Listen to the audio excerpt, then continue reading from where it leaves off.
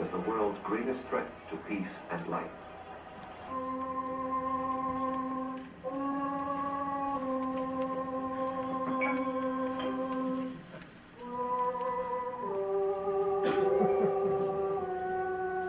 It all began in mystery and goes on today in mystery.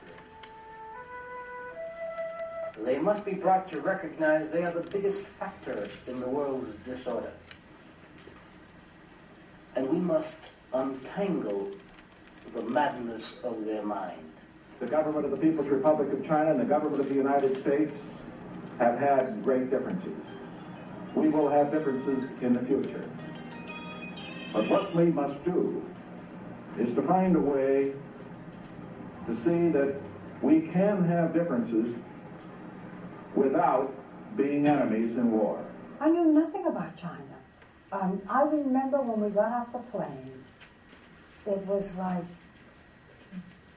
landing on the moon. This is a CBS News special report. The President in China. Banquet in the Great Hall.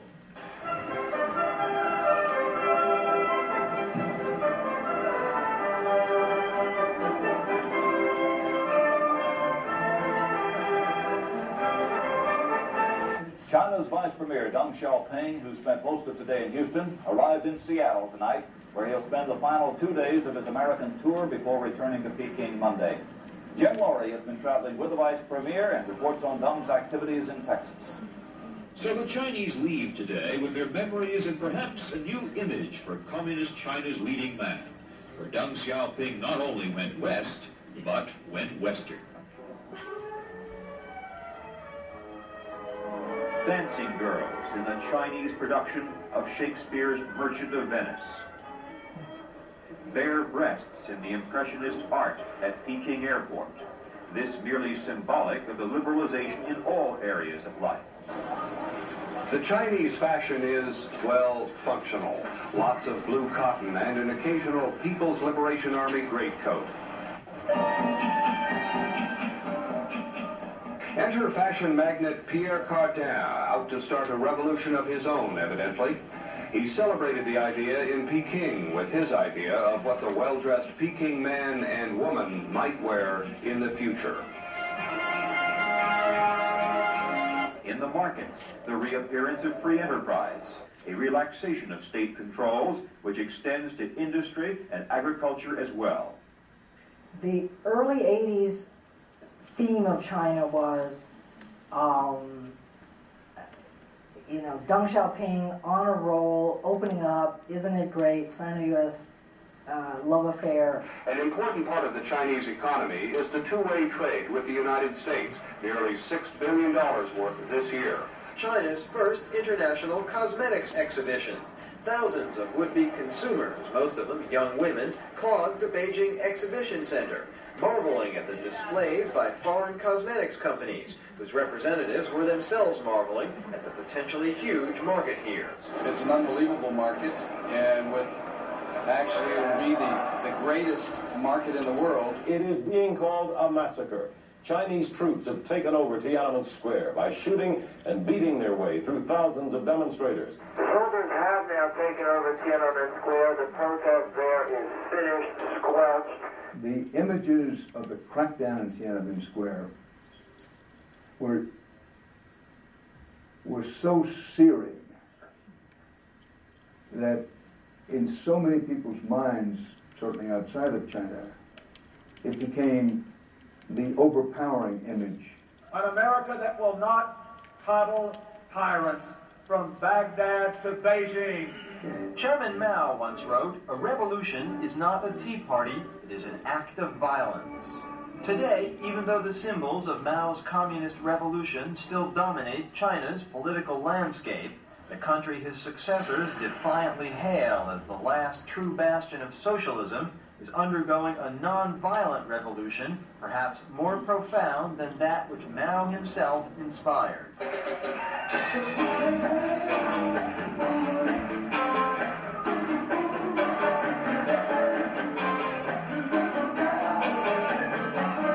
Just take the NBC guests and my NBC colleagues and grab them by the arm and say, "You're not going to believe what this was like just 20 years ago." You cannot believe this. That they've done this in this short amount of time is historic beyond my ability to describe it. What happens tonight is not merely a small step, but a great leap. China is welcoming the world. First ever Olympics for the world's most populous nation. They're expanding their army. They're obviously brutal people over there. They don't want any human rights. I think they have designs on some more territory. The People's Republic of Capitalism, a 4-night event, starting Wednesday, July 9th at 10, on the Discovery Channel. The city has already attracted significant American investment, like this Briggs & Stratton plant, where Chinese workers are now on the assembly line building American engines. Those engines used to be built here, at this shuttered Briggs & Stratton plant in Rolla, Missouri. These guys are after us, and looking for ways to harm us. Tonight I'm announcing the creation of a trade enforcement unit that will be charged with investigating unfair trading practices in countries like China. There are 700 million Chinese today, 1/4 and they are taught to hate. Their growing power is the world's greatest threat to peace and life.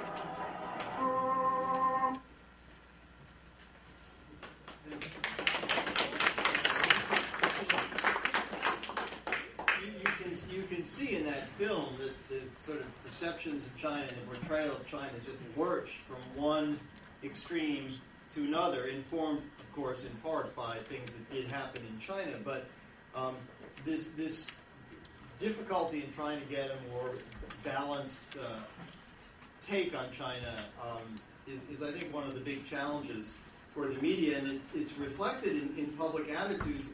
I was looking over the weekend. Literally 40 years to the day after Nixon arrived in Beijing, there was a Gallup poll which asked Americans, what country do you see as the United States' greatest enemy?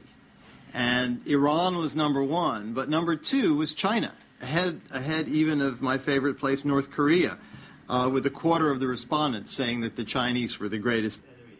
That same poll showed that 4 out of 10 Americans had an unfavorable view of China, but that more than half of them had a positive view of China as a friendly country. So you have this sort of paradoxes within paradoxes in the way in which people look at China. And what I hope we'll do in our discussion here is to try to talk a little bit about the origins of these different images and where the various flip-flops have come from and what they tell us both about China and about the way the media operates, and what we might need to think about in terms of trying to get a more balanced understanding of China in our journalism and in our broader public understanding. And to do this, we've got a terrific panel of veteran journalists and China hands, just going down the row here. Marcus Brauchli is now the executive editor of the Washington Post and previously was the managing editor of the Wall Street Journal, but I knew him back when he was a China hand in the 90s. He actually told me he first arrived in Hong Kong in the mid-80s and spent 15 years covering Greater China and the rest of the region, based in Hong Kong and Shanghai for the Wall Street Journal, as well as stints in Tokyo and in Europe. Jim Laurie, who chased Deng Xiaoping when he was wearing his cowboy hat, is a veteran foreign correspondent who spent many years at ABC and NBC News. He stayed in Saigon after the communist victory in 1975 and was the first ABC correspondent to be based in Beijing after normalization, and has covered China for many years and was there in 1989, and now runs his own video and consulting company and is currently working closely with China Central Television as it has just opened a big North American production center here in Washington. Melinda Liu is the Beijing bureau chief for the Newsweek Daily Beast company and also a veteran China correspondent. She opened the Newsweek bureau in Beijing around the time that Jim opened the ABC bureau, was also in Beijing as I was in 1989, and after covering many other stories in other parts of the world, including the Soviet war in Afghanistan, both Gulf Wars, I think, and other things has been based in Beijing for the past several years. So she's seen it very early on, all the way up to the present day. Jim Mann is currently author-in-residence at the Johns Hopkins School of Advanced International Studies and previously served for many years as a correspondent for the Los Angeles Times, both as correspondent here as a foreign affairs columnist, and in the 1980s he was the LA Times Beijing correspondent. He's the author of a number of books on China and on other topics, including, especially for purposes of this discussion, a book called The China Fantasy. And lastly, Jerry Schechter is a journalist and historian with extensive experience in China and Russia and in Southeast Asia. He worked for the Wall Street Journal and then spent 18 years with Time magazine and covered the Nixon trip in '72 and again went to China with Nixon in 1976. He also served in the Carter administration as Associate White House Press Secretary and National Security Council spokesman, and is the author of 9 books, if I have it right. That's very impressive. So I want to begin with you, Jerry. Co-authored, okay. Still impressive.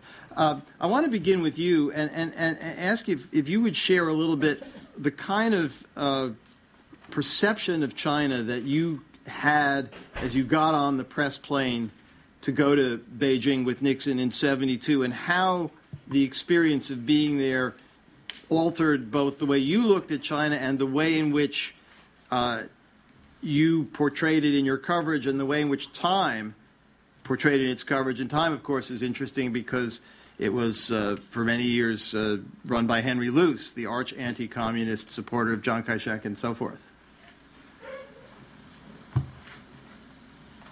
It was unbelievably exciting because I had been in the Hong Kong bureau for Time magazine from 1960 to '63, and it was like looking at China through a keyhole. We got our material on China from FBIS, the Federal Broadcast Information Service, which picked up radio broadcasts from inside China, translated them, and we devour them like China sinologists, the same way as we've been covering the Soviet Union.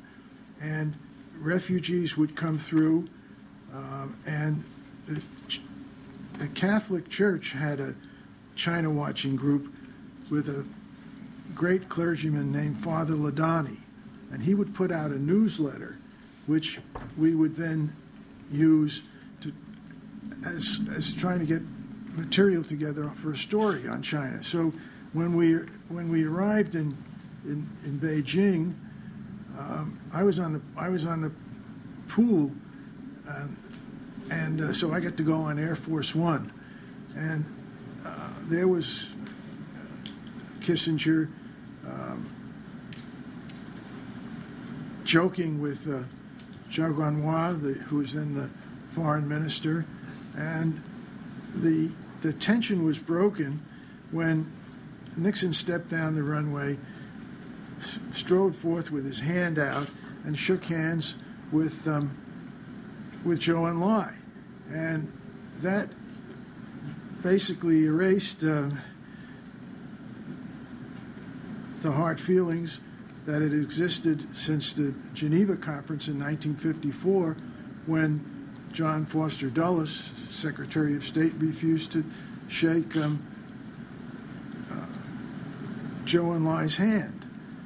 And what the first impression was how subdued the welcome was. There were no crowds on the streets, and things were quiet. And later, I recall contrasting to that the Chinese welcome for Mrs. Bhutto when she arrived commemorating a new flight. There were people in costumes on the street waving, but the Nixon arrival was correct and I thought somber. We got to our hotel, and we got what I could only describe as a Chinese menu with an A list and a B list of what you wanted to do and where you wanted to go on the schedule. And you could go to the nationalities house, or you could go to a Chinese hospital and watch an operation without anesthesia, or you could have acupuncture. And in those days, acupuncture wasn't popular in the United States yet as an alternative medicine cure.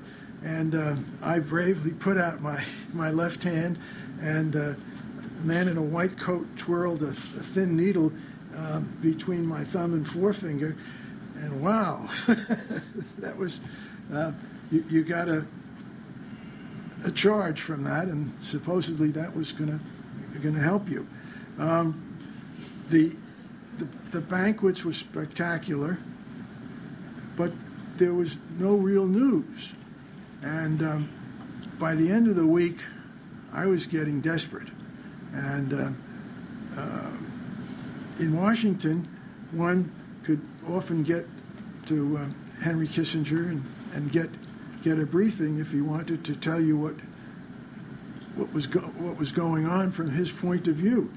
So in desperation, I had heard that, well, there's a new satellite system up here, that we brought in a satellite for the visit, and it's easy to call Washington.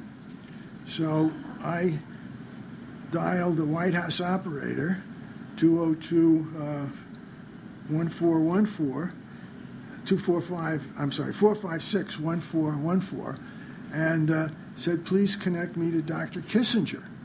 And Dr. Kissinger was in the guest house about 5 blocks away, but there was no way to get to him. So the operator said, okay, please hold on. And she got back on the line a few minutes later and said, I'm sorry, Dr. Kissinger's not available. And I said, well, please ask him to call me back. I'm in room 301. Well, needless to say, he never called back. But I got a really good sense of how things had changed. I mean, in those days, it was 50 cents a word to send a cable from Hong Kong or China.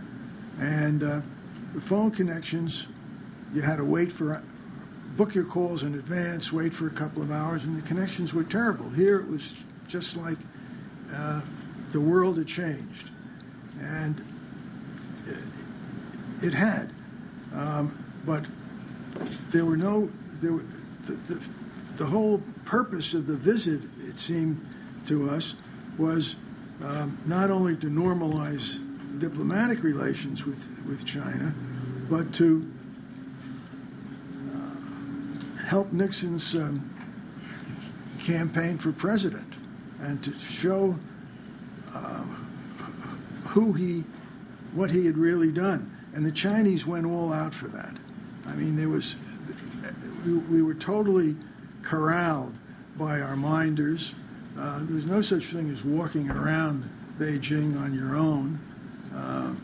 And the impression was clearly one of a totalitarian state, but well-disciplined people. The porters, the boy porters and the chambermaids wouldn't accept a tip. Tipping was a capitalist practice that was banned in China, we were told. And nobody could leave anything behind. The Chinese were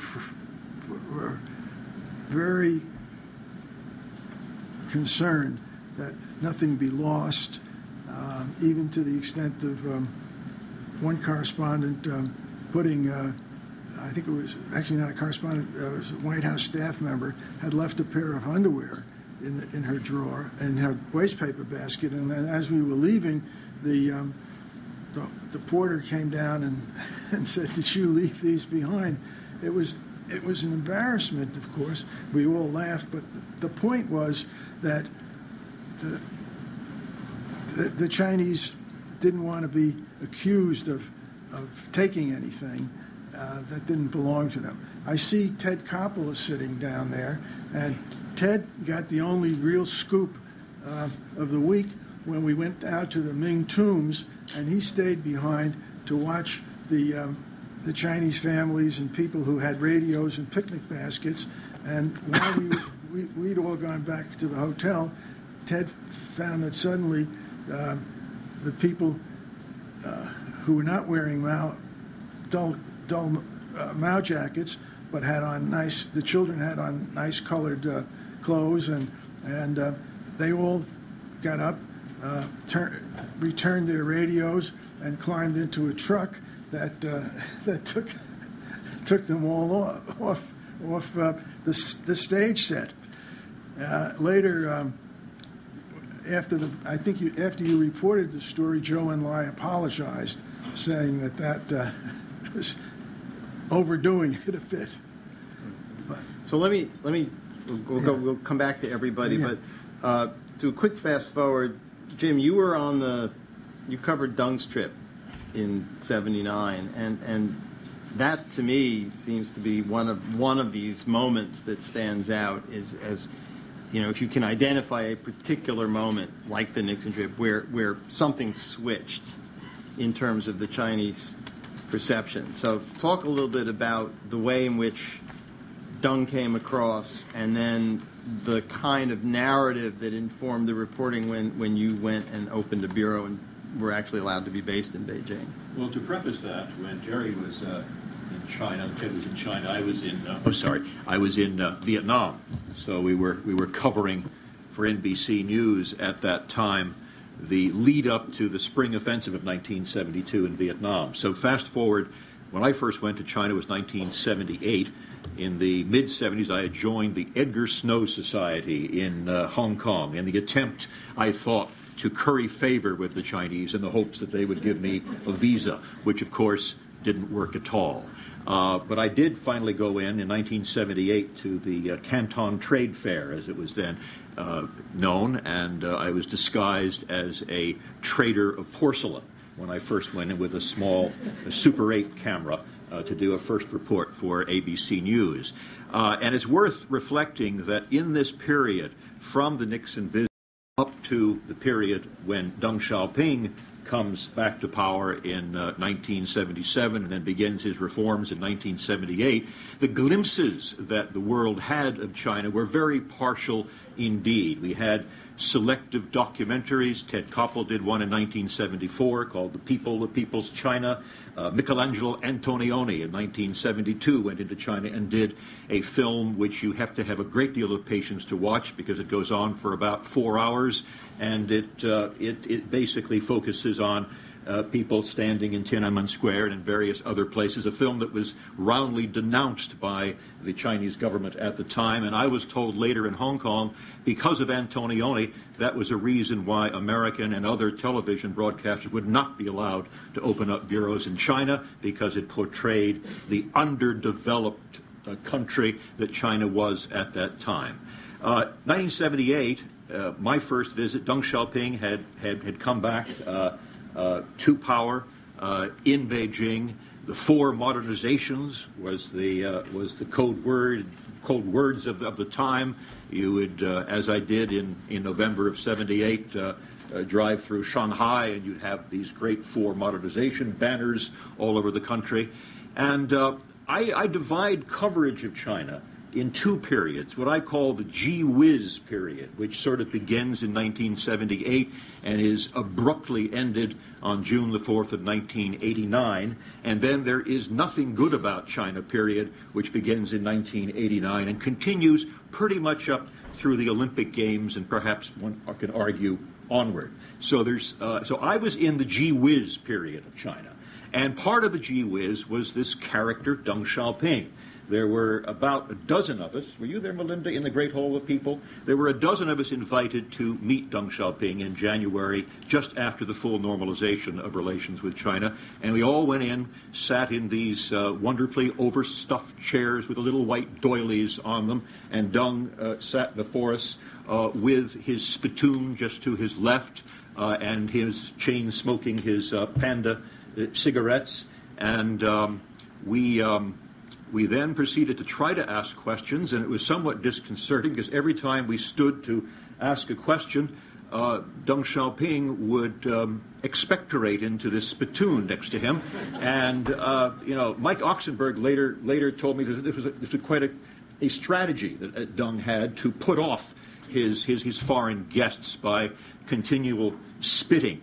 After the session we had with Deng Xiaoping,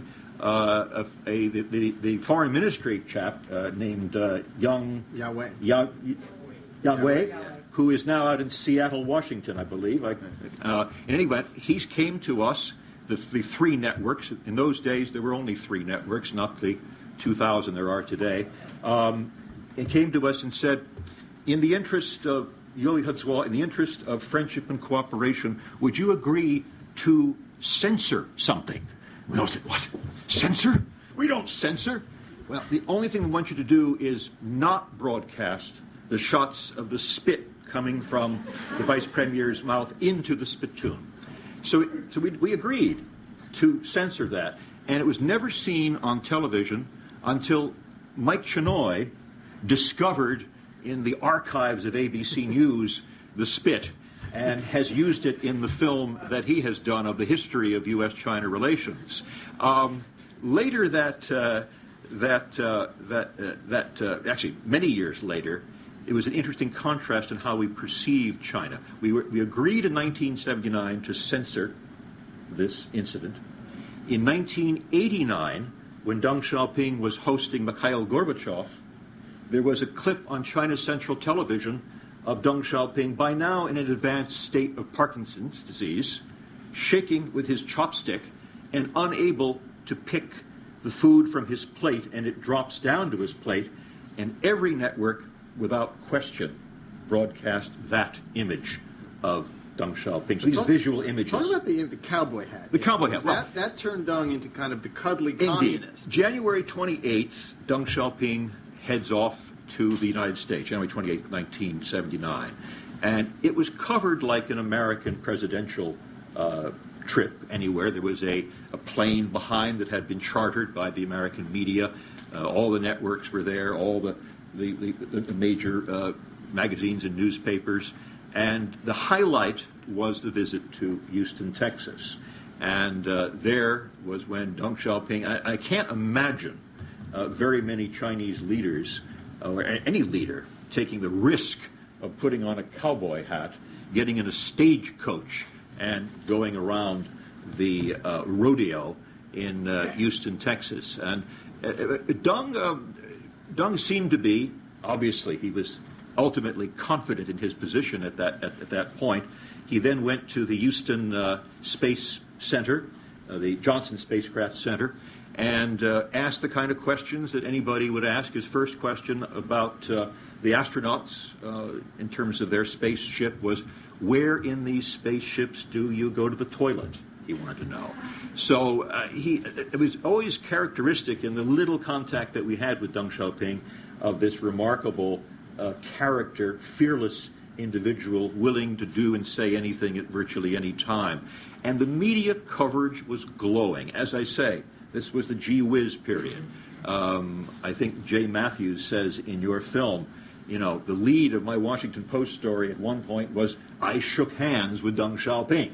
And it was almost, all the issues that we are consumed about today, issues of human rights, they were there, certainly, but they were put to one side as the coverage essentially was all about China opening up, the new China. ABC News did an hour in January 1979 called New Beginnings, and anchored by the late Frank Reynolds. And there was this attitude of, every story that I did in this early period, and when I opened the ABC Bureau in 1981, they were telling me from New York, we want the first. We want the first private restaurant, the first private car, the first, all of these firsts. And so we were consumed by these, wow, gee whiz stories. And that was the sense that we had reporting. And of course, we were very much limited. I will always remember the little travel permit that we were issued, which labeled us aliens, the alien travel permit, and the sign on the outskirts of Beijing in Russian, English, Chinese, and French, which said no aliens or no foreigners beyond this point. And you didn't go beyond that point, usually, in those days. But that's a glimpse of the China that I first saw. And then before, I want to get to Melinda in 1989, but Jim, you were there in the mid-'80s. So and I knew your first book, is Beijing Jeep, was about the early attempts by American companies who sort of saw the China market. Talk a little bit about that period in the sense of the kind of the portrayal of China, the image of China that people were getting.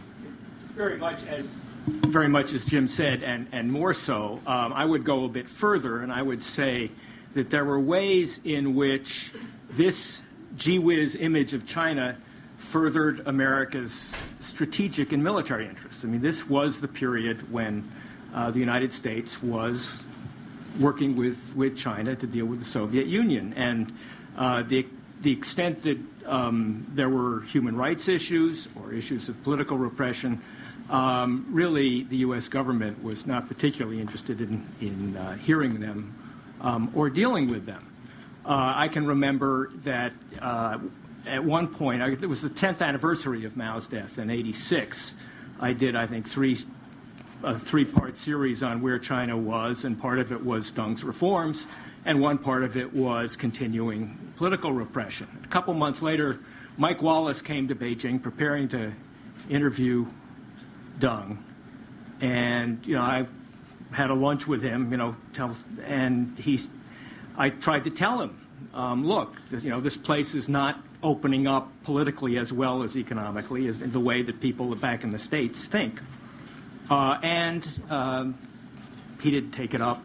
About 2 or 3 years after Tiananmen, I was by then back in Washington, talked to friends in China working for television stations, and they said, every time a visiting correspondent comes in, it's take us to the repression.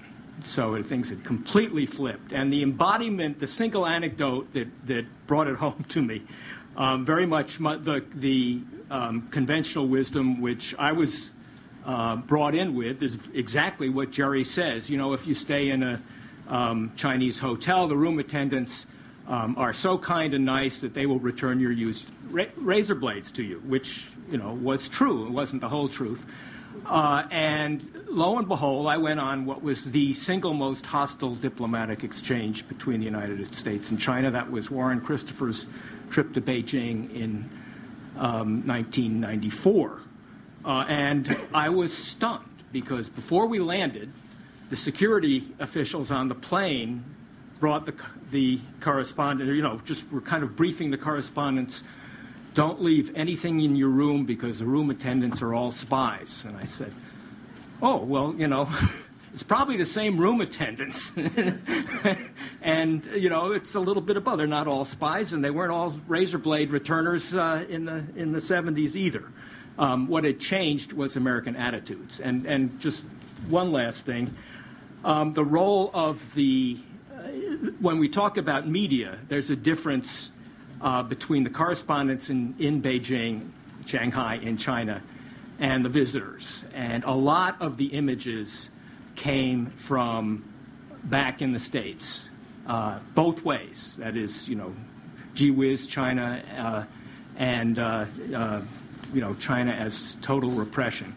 Both are not dictated, that would be the wrong word, but are encouraged by what people back in the States, whether it's TV producers, anchors, newspaper editors, you could see people wanting that story. The first China goes disco, or China is putting everybody on trial, even when that's beginning to slack off.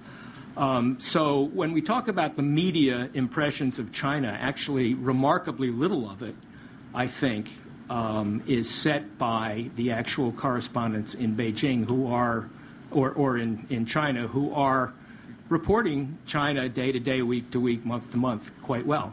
Melinda's been doing it for years. Obviously the critical turning point, and in some ways still at some level shapes or informs the whole discussion on China is 1989. I mean, the man in front of the tank is one of those images that is, my old professor at Yale, Jonathan Spence, said, the June 4th, 1989 is a date that's going to haunt authoritarian governments in China for centuries, which I thought was an interesting observation. And it's certainly been a central feature at some level. A lot of the discussions. Talk a little bit. I mean, you were there, as I was, for a lot of that, about the experience and the extent to which it sort of shattered this image that had built up through much of the 80s. I remember in 1984, President Reagan went to China, and he talked about China's so-called communists. And there was this sense that the Chinese were becoming like us. They were going capitalist. They were eating Kentucky Fried Chicken. They were going to discos and so on. And then suddenly this whole other side that had been forgotten about or ignored or kind of off in the corner emerged in a very, very brutal, shocking way. So, yeah. I think that the events of spring 1989, while we're talking about flip-flops in perception, provided perhaps the most dramatic flip-flop from a benign image to a terrible image for China. If the Nixon trip were the opposite, something that was weird and evil, turning out to be maybe someone that the United States could partner with, I think the crackdown on the protests in Tiananmen Square in June 1989 was a shocking and stunning reassessment and reversal of what had been a largely positive image of China. Why was it so overwhelmingly positive? I think partly because, as some of my colleagues have pointed out, partly it was because we saw a population that seemed very alien and very different, communist, wearing no bright clothes and, becoming more like Americans, more like us. And that's got to be great, right? That's got to be good. There had been no private markets, no private sector to speak of economically. Suddenly, private markets, people are buying and selling things. Entrepreneurs were starting their own little businesses. Of course, in those days, the businesses were repairing bicycle tires. Today, the businesses are, building gigantic social media companies that list for amazing amounts of money on the New York Stock Exchange. Good, becoming more like us. But what I think all of us in America sort of fail to adequately appreciate is that the complexities of China were not something you could stereotype into something very simple. It was a really complex nation, complex government, bureaucracy, and a very complex people. In fact, these days, I think China is more like 5 different countries. And when you try to cover it, being based in China, it's almost like a person with a split personality, the 5 faces of Eve, except it's China.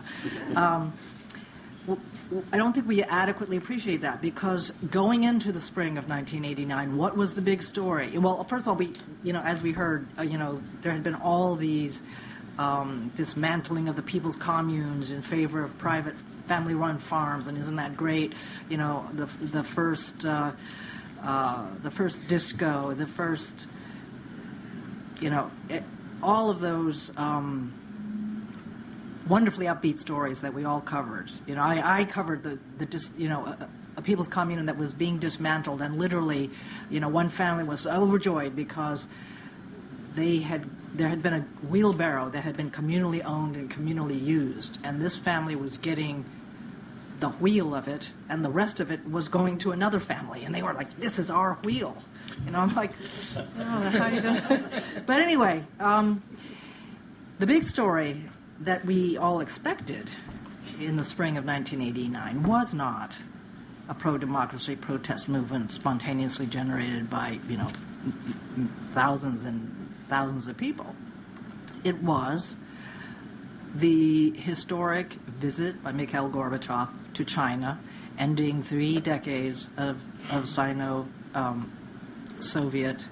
rivalry and estrangement.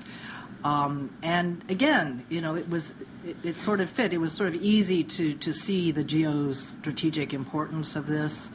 What we totally ignored was what was going on internally in China. A lot of corruption, a lot of public dissatisfaction, overall a very high level of inflation, which was creating a lot of dissatisfaction among people, just ordinary people. And so I remember having an exchange with my editors in New York because, of course, we were preparing this gigantic package on Sino-Soviet relations and Gorbachev coming and all this stuff. And I said, well, there are these small demonstrations that are going on around Beijing, and it's not totally unprecedented, but they're bigger than they used to be. They're more persistent. And this was like maybe a week and a half before Gorbachev arrived. And I said, they're significant.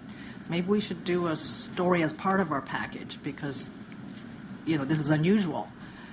And one of my editors in his wisdom said, nah, just fold it into the running story. It's just a sidebar, right?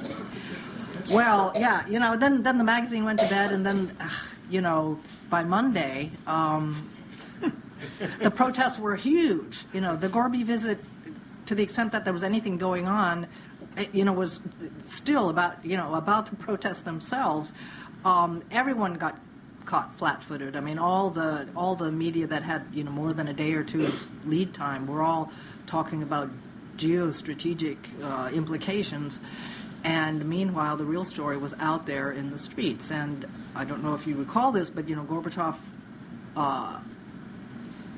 it was pretty obvious that there was going to be some kind of clash here of expectations, because Gorbachev would normally have been welcomed with huge pomp and ceremony, gigantic welcoming reception at the airport, and Great Hall of the People, and reviewing the honor guard in the Tiananmen Square. None of that could take place. He was literally sneaked in, through back entrance into the Great Hall of the People.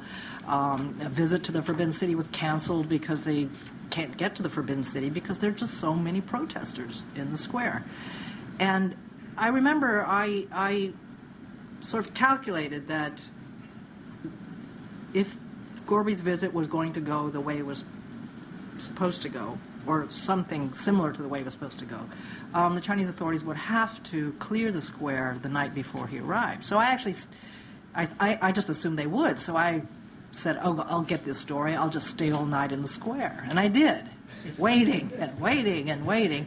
And I just remember, the next day the sun came up, and I called them rebel flags. The demonstrators had put up flags on the official flagpoles in the square, and they were all flapping and colorful. And I just thought, oh my God, how is this going to possibly work?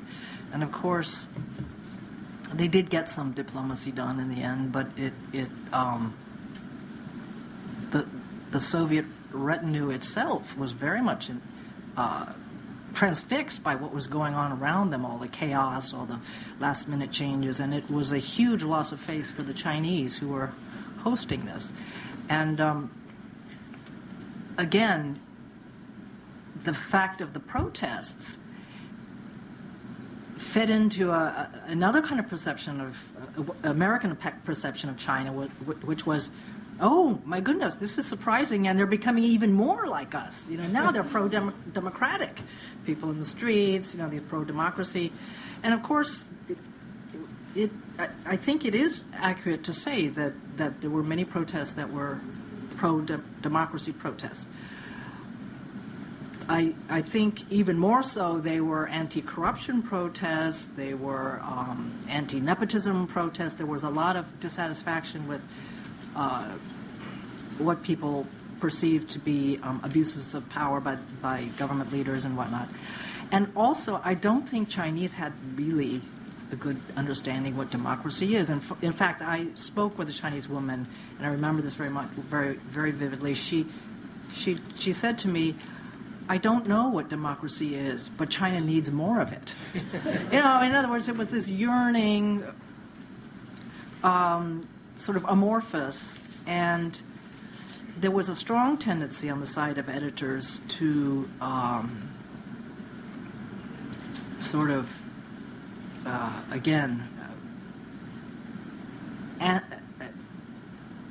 simplify what the student leaders of these protests wanted and how they were going to get it, and what America's role should be. I remember having several conversations of, where the question was, well, how can we Americans help the students win? And I said, well, win what? You want the People's Republic of China to be ruled by 19-year-old Wu Kai-shi? The idea of a grassroots uprising like that, being able to be organized, I think was, again, a very, very bad misperception on our part. So when the tanks rolled in and people were killed and it was all on television, which accentuated it all, that just totally, in a stroke, changed the view of China. Overnight. The cuddly communists became the butchers of Beijing. Overnight. Overnight. Actually, a mild dissent on that. It wasn't all on television. If it was all on television, the reactions would have been much worse. A lot of it was on television. Well, not the actual shootings east of the square, but west of the square. Sorry.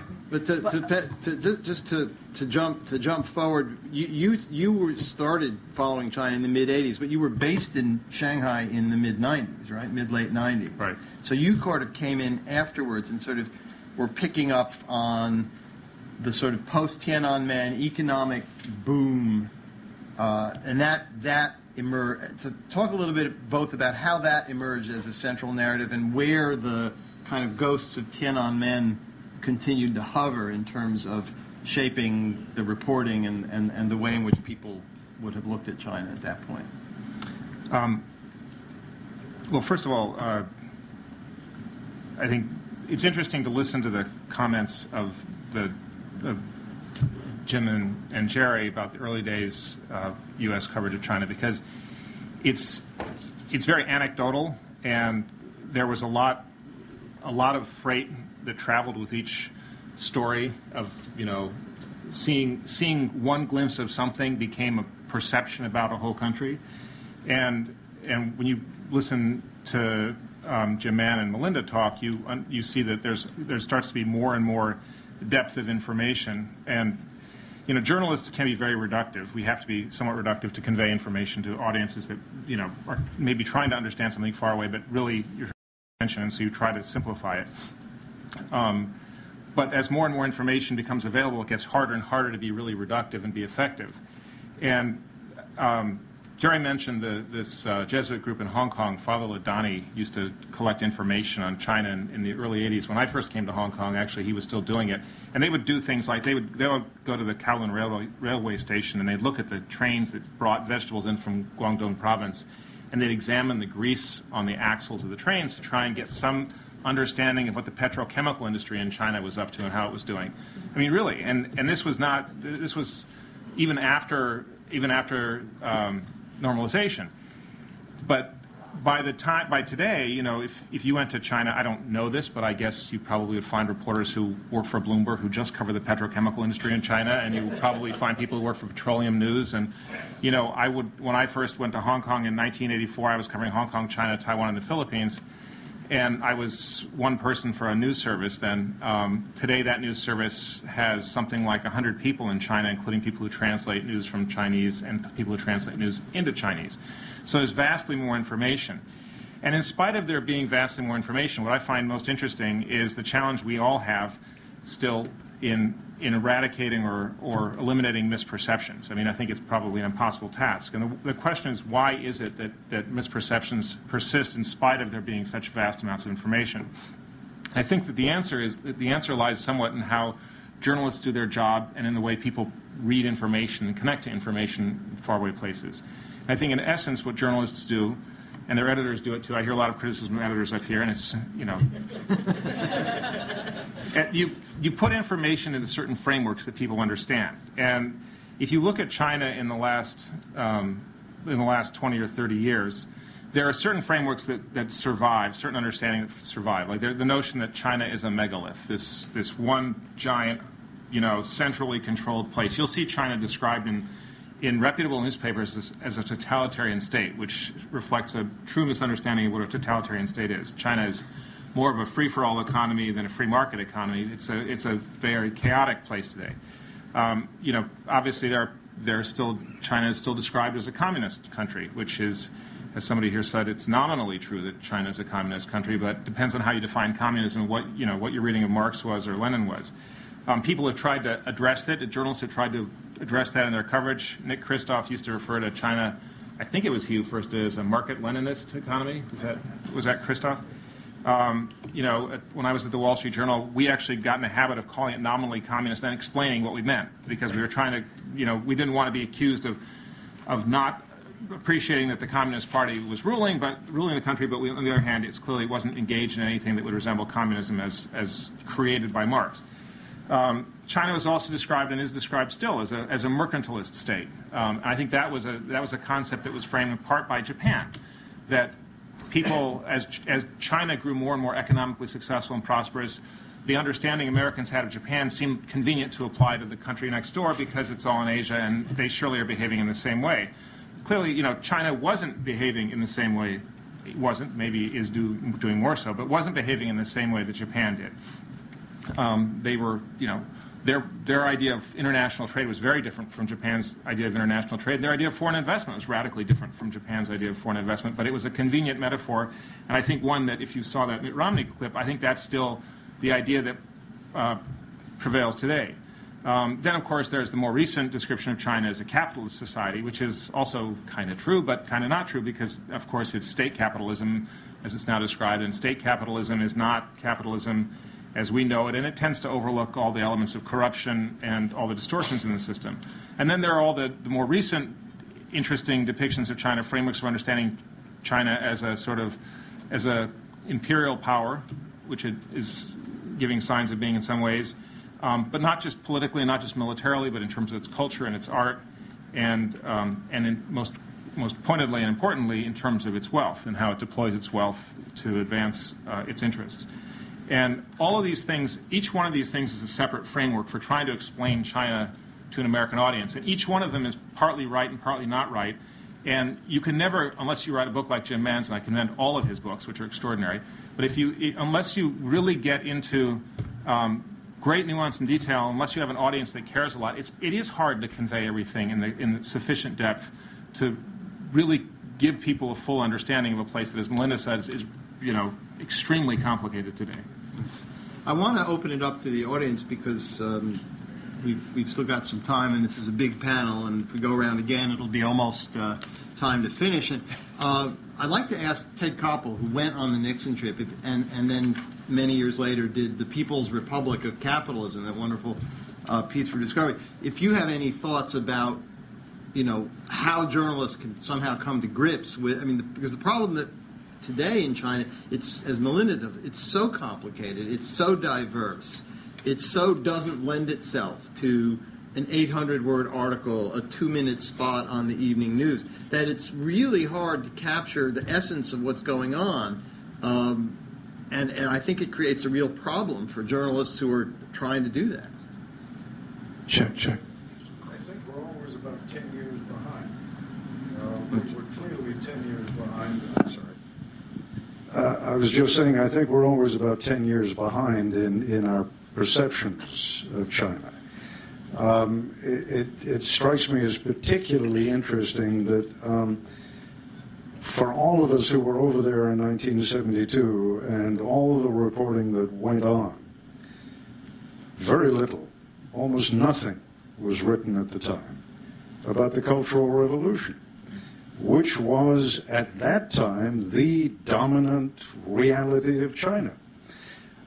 It strikes me as equally interesting that these days, as we look at China and as we denounce somewhat tepidly, I think, the way they crack down on human rights, that very, very little is written about the continuing reality of China's self-perception, and that is the thing most to be feared is chaos. And whatever is required to keep China from falling into chaos is legitimate. That answers a lot of what's going on in Tibet. It answers a lot of what the Chinese support for Syria today means. And yet there's very, very little reporting on that, certainly in my industry, in television, that goes on. Anyone else have? Yes. Identify yourself. Joe Bosco, I'm a consultant formerly with the Defense Department.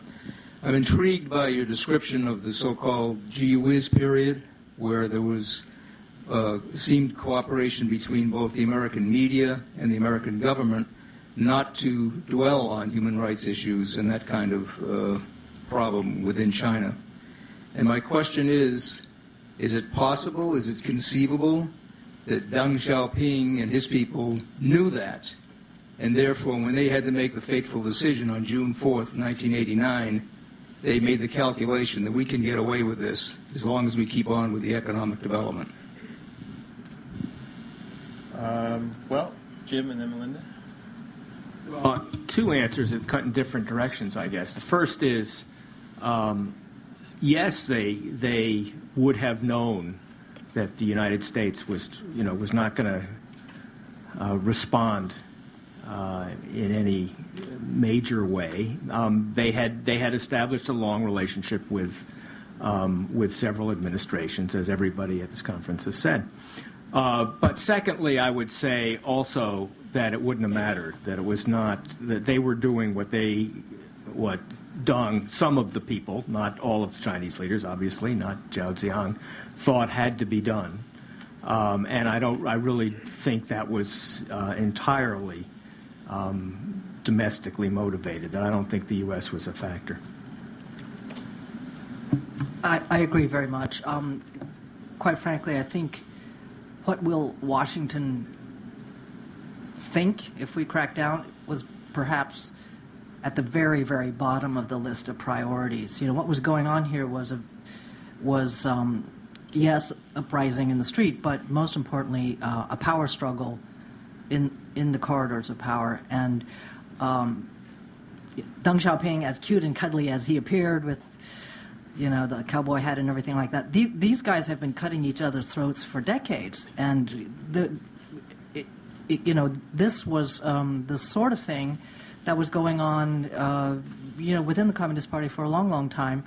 And indeed, not, that sort of reaction is not restricted to China.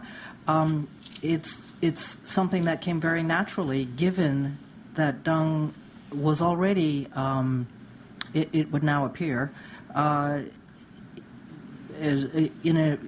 so elderly that some of the information that was reaching him was perhaps being selectively filtered by different factions, and he was possibly making decisions based on not a comprehensive understanding of what was going on. His power base was the army, and he had the support of the army, and he probably would have lost it had he not made that decision and gone along with the repression.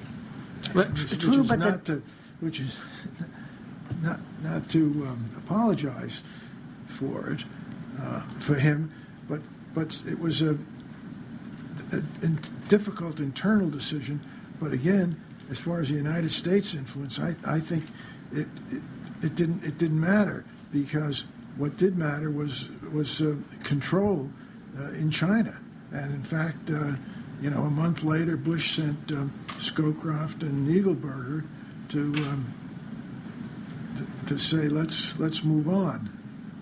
If I could just add one thing on that incident and the American relationship, Bush did try to call Deng in those days before the final crackdown, and Deng didn't take the call. The call didn't go through, which is usually interpreted half right as, I don't want to hear whatever he has to say. I don't want to hear it.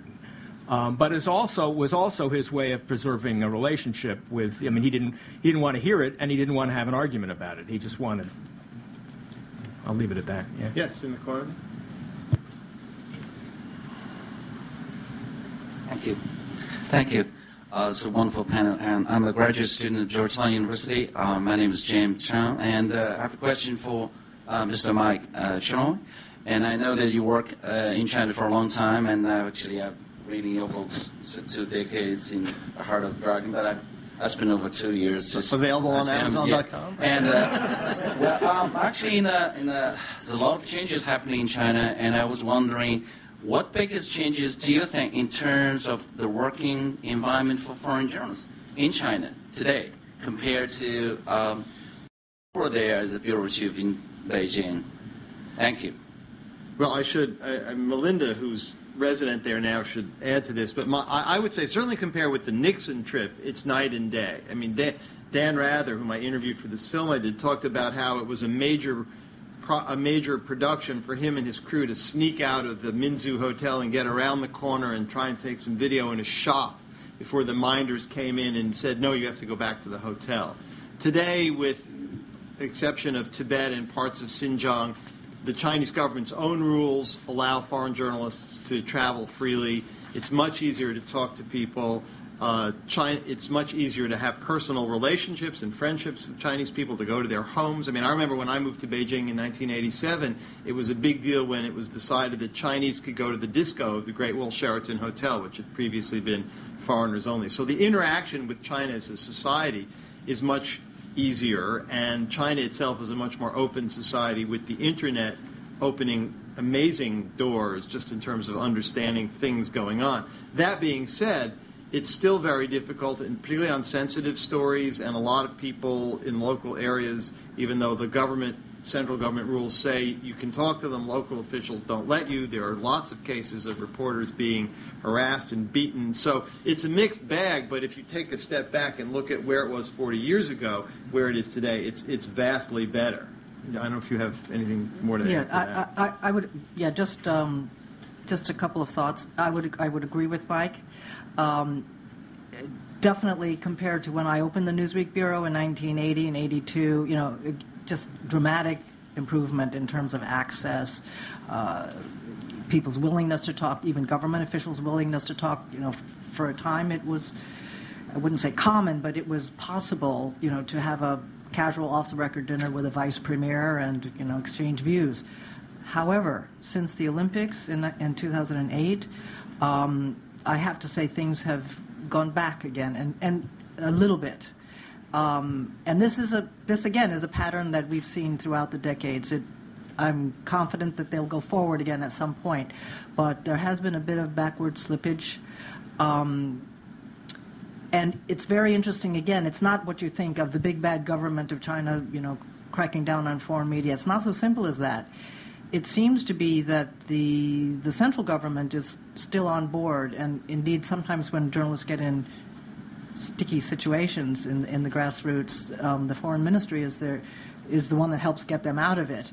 But it's the local authorities now who are trying to protect their interests, whose jobs and whose bosses' promotions rely on not having protests getting out of hand. And just very recently, mid-February, the Foreign Correspondents Club of China sent out a message to members saying such and such a Dutch journalist was beaten up yesterday by a group of thugs and men who appeared to be plainclothes policemen in the village of Panhe, Zhejiang province, while covering the recent uprising against local party officials. Now, what was weird about this is that this foreign journalist at one point was in the company of foreign affairs officials at the grassroots. Car was stopped. The journalist was taken away from the foreign affairs officials by these guys who beat them up and then given back to them. And the foreign affairs officials were not necessarily happy about this beating up thing, but they were also powerless to stop it. So you can see how complicated this is. These are two groups of government officials who weren't on the same page, and indeed probably had very different views about how to resolve that situation. with a journalist caught in the middle. And that's increasingly the case, where local fiefdoms now are trying to protect their interest. And so very often you get in the middle of different levels of bureaucracy. So then, wow, a lot of people. Yes, please, go ahead. Yes, I'm Barbara Pillsbury, working in China since 1978 in health and population.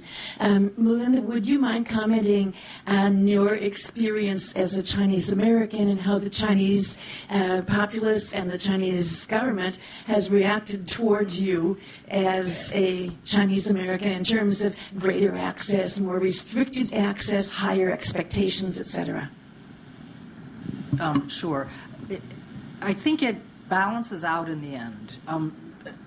I would be lying if I were to say it didn't make a difference that I'm a Chinese American. It does make a difference. I think certainly if I were in a crowd, I wouldn't stick out as much as a Caucasian, obviously. So there might be some situations where I can slither around and maybe talk to some people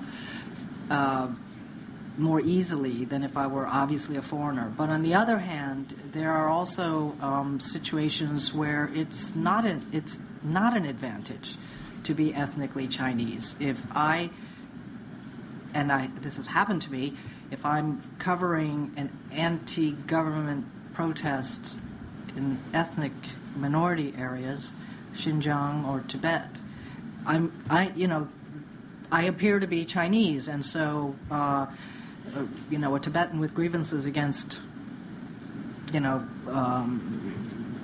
sort of the Sinicization of their culture and their neighborhoods would not necessarily open up to me, whereas if I were Caucasian, they might. And I very vividly remember actually going to Tibet as part of a government-sponsored trip in 1980, and for Tibetans, this was amazing, to see foreigners. And they were stuffing papers into people's pockets with their stories, all kinds of stories, Cultural Revolution stories and whatnot. And I got my share of them as well, but I definitely didn't get as many as some of the Caucasian, blonde-haired Caucasian guys. Literally, we'd come back from walking around and there'd be all these papers, just stuck into our pockets by people who wanted to get their story to foreign journalists. The Chinese government, I think, is quite sophisticated these days about dealing with Chinese Americans or foreign nationals of Chinese ethnicity. As you may know, the current American ambassador to Beijing is Gary Locke, and he's ethnically Chinese. And there are some expectations like, you must understand China better because you're overseas Chinese, but I think in general they know that ambassador is there to protect the interests of the United States. And by the same token, me as an American journalist, they do understand that I have my job to do. And so I think it's sort of, in the big picture, it just sort of evens out. I don't think I have a leg up or a horrible disadvantage either. Right. I've been told only one more question. Unfortunately, why don't we take you there? Yes. I'm Sven Kramer. It seems to me that the story that we heard that the Gorbachev retinue was transfixed by what it saw takes us to what happened in 1889 in the fall in Eastern Europe, where Gorbachev refused the requests of the East European authorities, sometimes heads of state, party leaders, to shoot against those crossing the Czech-Hungarian border, against those going at the wall. And the cost of Gorbachev's not shooting, perhaps scared by what he had seen as a result in China, cost the Soviet Union its empire, because in a, whether you call it totalitarian or authoritarian dictatorship, whatever, one-party state, if you don't shoot, you're going to lose, because the water drains out of the bathtub, the water of authority, when you cannot suppress. So now dealing with the Uyghurs or the Tibetans, or any rising protests in China in the future, my own guess is that the Tiananmen situation would come up again, and that the authorities would be faced with the choices they had in '89 or Gorbachev had. And it is a very difficult thing to foresee what they would or would not do. And it seems to me that one of the things that all of us ought to be concerned about is that the Chinese government works towards the transition towards a more democratic, multi-voice, even possibly multi-party state in order to avoid those kind of ways of resolving the obvious gaps in China that are there within the population and the non-Han people as well. So how do you foresee this future crisis of that sort, an internal crisis, being resolved by what is still a single-party state that has not made political discourse and competition anywhere near the priority that it probably should be if it wants to avoid this kind of situation I've just portrayed? Why don't I sort of expand on that a little bit, since you're asking about sense of how China would deal with the future crisis, to ask everybody very quickly in a minute to just talk about sort of how they see the way in which we cover China more generally, and in terms of trying to address both the coverage of a situation like that and the kind of image that China's going to have going forward. Why don't we start at this end and just go down the...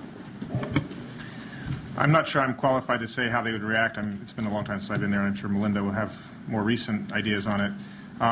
We obviously, for a readership that includes Washington and people in power in the United States, we pay close attention to how China's government evolves, and I think what we try to do is anticipate the news by explaining,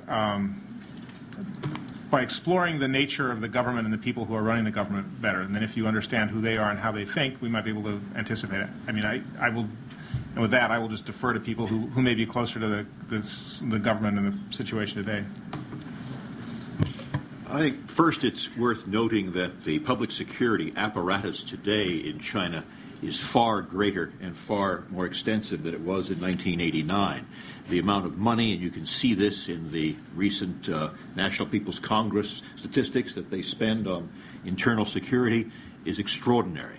They've also become more sophisticated. The biggest question that we used to ask in '89 is, why not tear gas? Why not rubber bullets? Why something other than live ammunition? Well, today they have bought all of that. Today, they are utilizing all of that in every province of the country. So they have the apparatus for demonstration, crowd control that was not in existence in 1989.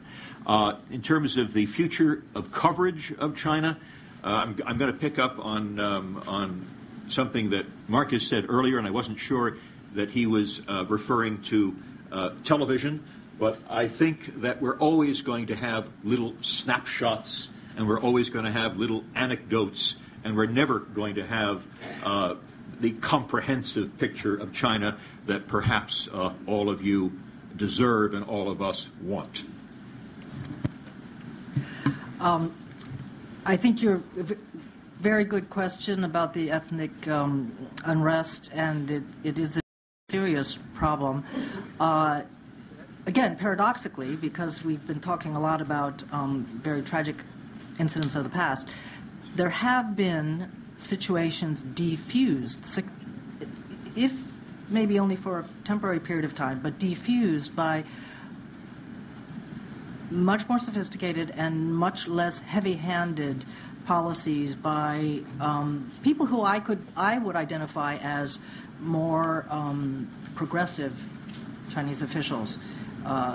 Party Secretary of Guangdong Province, for example, has been praised recently for diffusing a pretty stubborn protest situation in one of his cities. So that's maybe something that, again, in our tendency to simplify and stereotype or perceive in a certain way that maybe we haven't appreciated totally. In terms of broader perceptions going forward of China, where I think there's a real possibility for miscalculation and sort of missed signals between both sides is the fact that even as many Americans tend to see China as this rising threat, this muscular dragon, et cetera, et cetera. I mean, there was a Gallup poll in February where 53% of Americans consider China to be the world's top economic power. Weirdly, the Chinese don't see themselves that way. The Chinese perceive themselves to be much weaker. One of the leading newspapers in China, the Global Times, in December 2011, when asked whether China had become a world power, only 14% of Chinese said yes. So we get this headline like this, where they're saying, hey, you know, Americans don't get us. And what they're saying is the reality is we're much weaker, much more screwed up, much more dysfunctional than what you think. And I think there is a possibility for things getting lost in translation, because a lot of Americans would think, oh, you know, China's this rising muscular power, and the Chinese don't necessarily always see themselves as, you know, they don't necessarily always act as an arrogant empire. There are still some officials who say, we don't want to be an empire. We've been there, done it many times. Didn't work. It wasn't good for us. So they don't want to be perceived in that way. Jim? I'd say in response to Mr. Bosco's question that in a way we are already seeing what China's strategy and approach will be. That is, this is now, you know, decades after Tiananmen, and technology has advanced. At the time of Tiananmen, China was able to station security people at fax machines around major cities to make sure there weren't faxes coming in and out. Well, that's so much ancient history. And now they're worried about cell phones. As you know, we just saw in the domestic political context that Romney's campaign tried to do in Detroit a Mike Deaver and line up the perfect television coverage, and they missed the fact that there were going to be cell phones to show how few people there were there. Well, what I think they're really not worried about television coverage. They're worried about the fact that people have cell phones and that any crackdown will be broadcast.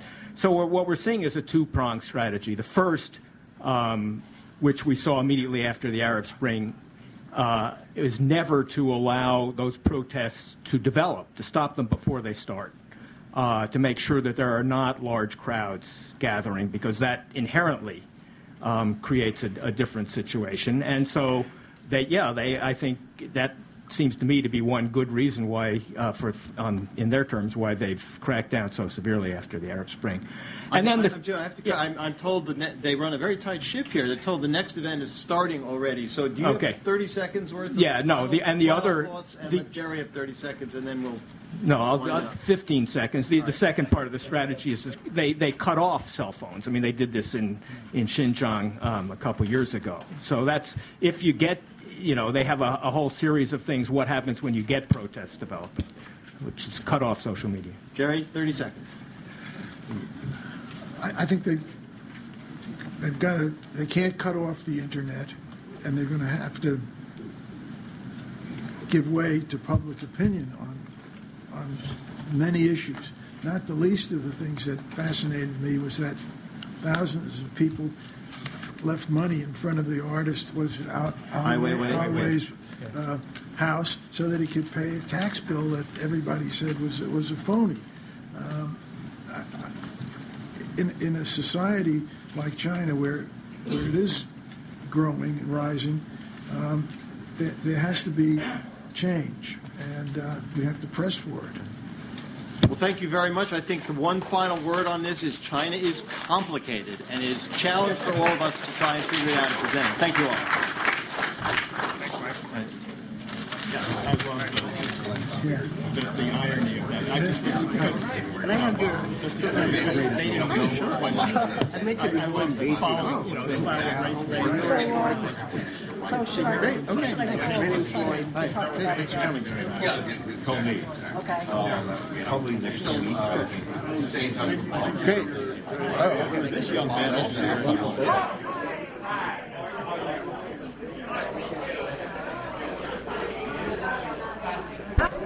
You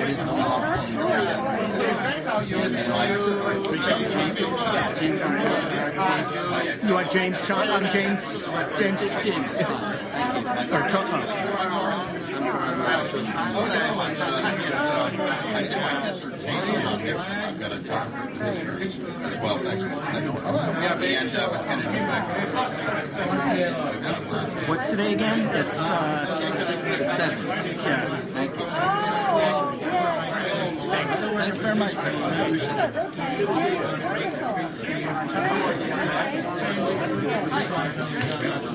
This is my best.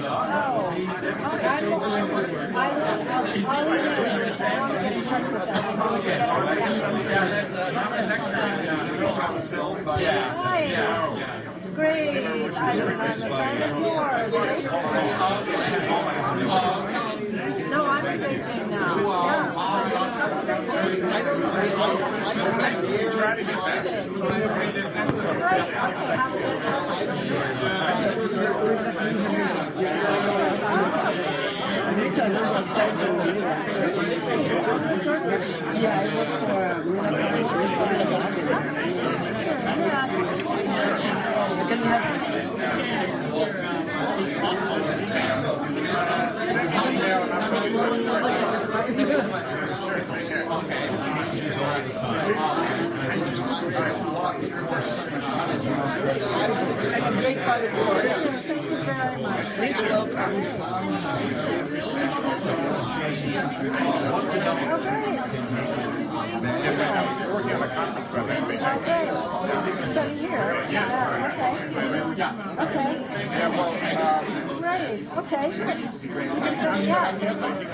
WashingtonPostLive.com, which is our conferences division.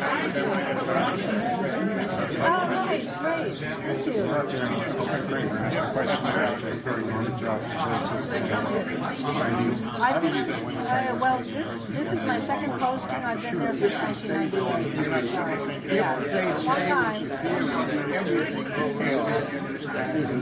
Right, I think they're It's hard to keep up. There's blackberries.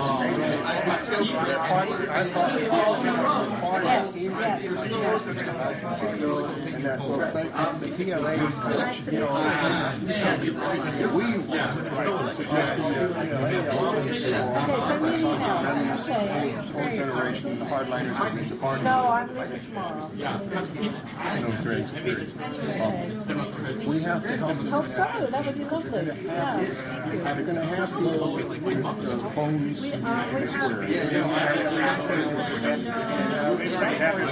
Right, and they always should.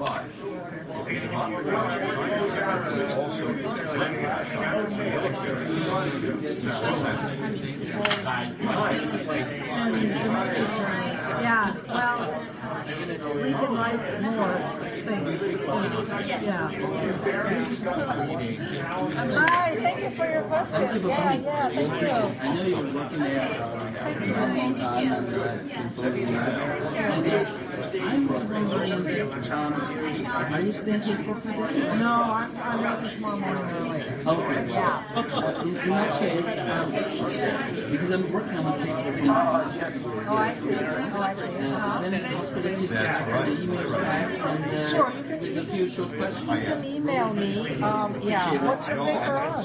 Well, this paper is on like furniture working. Oh, I see. Like close to you. And, Okay. there are some very special questions. For example, I know there's a working called Bureau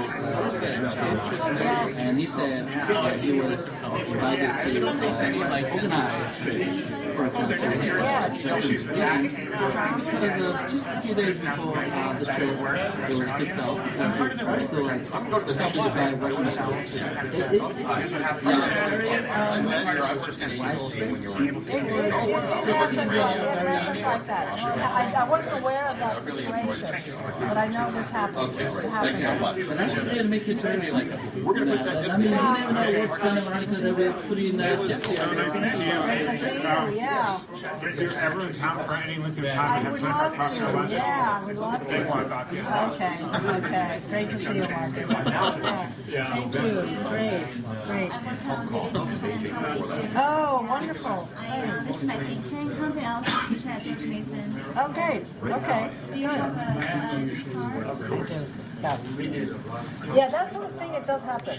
It's happened to me also. And sometimes you don't know why, and sometimes they tell you why. She's at the Chinese studies. Oh, right. Okay. Nice to meet you. I'm in Beijing. I'll finish She knows how to write a feature, which is surprisingly difficult. And being under studies, you never know what great. look like. Wonderful. Okay, great. Hi, ni hao. Okay, nice to meet you. Right, oh, great. Okay, good. Nice to meet you. Okay. Yeah. Another question is, when you were president of the Foreign Partners Club, there are a series of information Reporters are getting what they turn in. sold it or something online. They just make you appreciate people who can turn in 1 year ago. Sometimes it surprises you. February 2011, and there was an announcement. It said we were no longer Put it on the website. to post